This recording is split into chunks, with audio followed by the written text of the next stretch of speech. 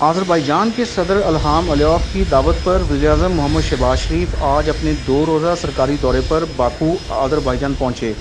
Baku پہنچنے پر آذربائیجان کے اول نائب وزیراعظم یعقوب ایوبوف، نائب وزیر خارجہ، پاکستان میں آذربائیجان کے سفیر اور آذربائیجان میں پاکستان کے سفیر نے وزیراعظم کا پرتپاک استقبال کیا۔